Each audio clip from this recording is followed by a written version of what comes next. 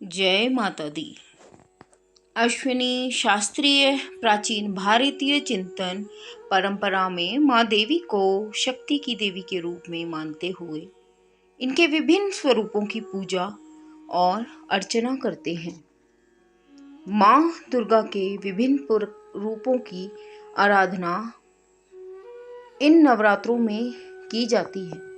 पहले नव संवत्सर के आरंभ में जब चैत्र नवरात्र का आयोजन होता और पूरे 9 दिनों तक माँ दुर्गा के 9 स्वरूपों के पूजन के बाद रामनवमी के रूप में चैत्र नवरात्र संपन्न हो जाते हैं।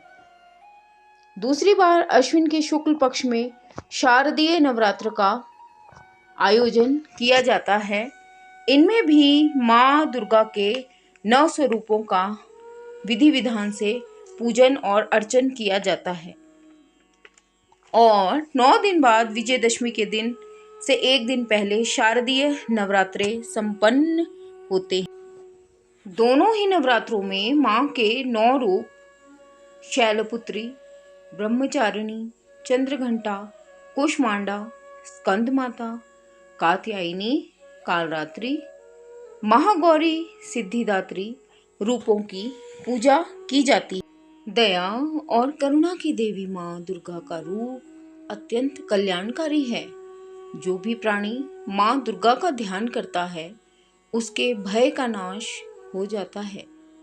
माँ अपने भक्तों के दुख, दरिद्रता और भय को हर लेती है और शांति, समृद्धि तथा धर्म पर आघात करने वाली राक्षसी शक्तियों का विनाश करती है। माँ दुर्गा के शांत सुंदर रूप के कारण उन्हें गौरी कहा जाता है। वहीं जब वह क्रोधित होकर राक्षसी शक्तियों का विनाश करती है तब उनके भयानक रूप के कारण उन्हें काली कहा जाता है। माँ दुर्गा अपने भक्तों को अभय दान देने और राक्षसों का संहार करने की मुद्रा में रहती है। उनकी 8 भुजाएं हैं। उनके हाथों में चक्र, तलवार, धनुष, बाण, ओम का निशान, त्रिशूल, शंख, कमल का फूल होता है।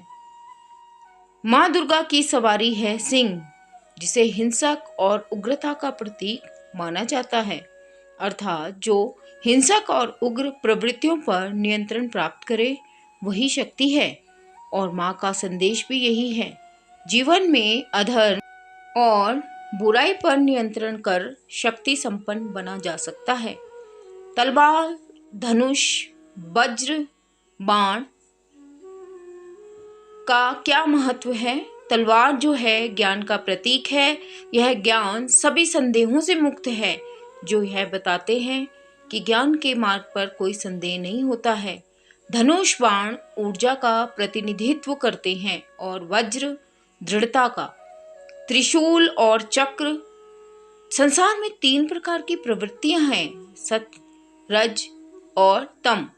सत्य यानी कि सद्गुण, रज यानी कि सांसारिक प्रवृत्तियां, तम यानी कि तामसिक प्रवृत्तियां। और त्रिशूल के तीनों नुकीले सिरे इन तीनों प्रवृत्तियों का प्रतिनिधित्व करते हैं। चक्र इस बात का प्रतीक है कि समस्त संसार माँ दुर्गा के अधीन है। शंख ध्वनि और पवित्रता का प्रतीक है, जो शांति और समृद्धि का सूचक है। शंख की ध्वनि आसपास के वातावरण को शुद्ध करती है। वैसे ही माँ के भक्त माँ के पास आकर पूर्ण रूप से पवित्र हो जाते हैं। कमल का फूल यह बताता है कि विपरीत परिस्थितियों में भी धैर्य रखने और कर्म करने से सफलता अवश्य मिलती है। माँ को अत्यंत प्रिय है लाल रंग, इसीलिए नवरात्रि के अवसर पर माता रानी को लाल रंग के वस्त्र, फूल, श्रृंगार की वस्तुएं चढ़ाई जाती हैं। कलश स्थापना के समय भी लाल रंग के कपड़े में नारियल लपेटकर स्थापित किया जाता है। लाल मौली रक्षा सूत्र के रूप में प्रयोग की जाती है। देवी को लाल रंग की वस्तुएं अर्पित कर सूर्य और ग्रहों को शुभ बनाया जा सकता है। माँ दुर्गा में नवग्रहों का भी वास माना गया है।